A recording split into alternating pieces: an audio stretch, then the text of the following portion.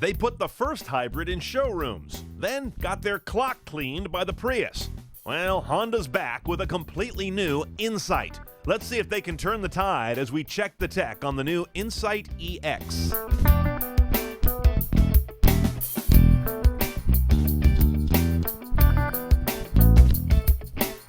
The new Insight is a hybrid-only model. It's 1.3-liter inline-4, gets help from an electric motor to total 111 horsepower, but 181 foot-pounds of torque.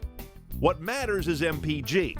The Insight promises a combined 41 miles per gallon, but I actually saw closer to 44 in a mix of real-world driving. Nice. Performance, well, there's nothing really sporty here, but nimble is fair. It's a bit of a buzzy powertrain, especially when you drop the continuously variable transmission into sport mode and really lean on it. The paddle shifters work in either drive or sport, but make no mistake, this car is not about cut and thrust motoring. This big green button puts you in the Econ mode, where the car's systems will demand the least from the powertrain to save gas. And auto stop is also used to keep things lean.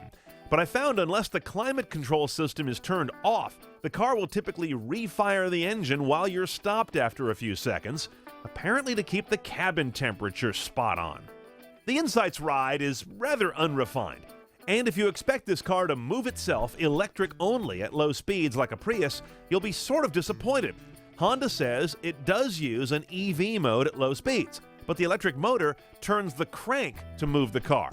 Just that the valves are closed and the fuel is shut off. But it never really feels or sounds like you're driving all electric.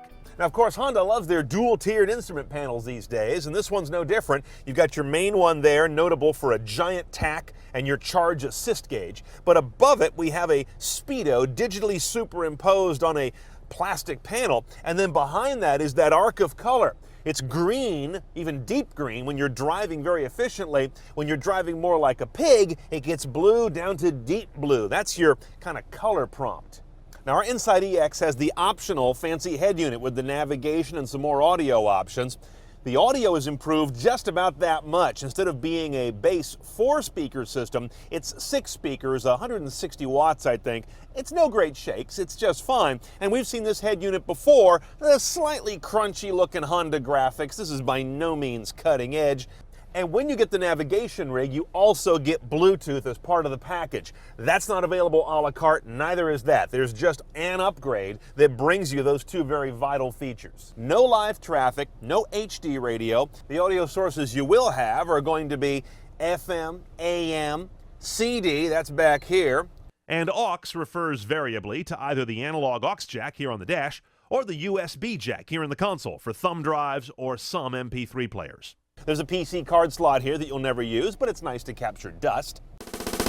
Honda is betting the Insight will sell based on 3 attributes: Honda-ness, hybridness, and inexpensiveness.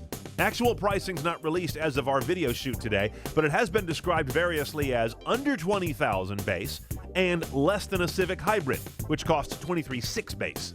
The major option will be that navigation and Bluetooth hands-free rig, which I'd expect to cost about $2,000.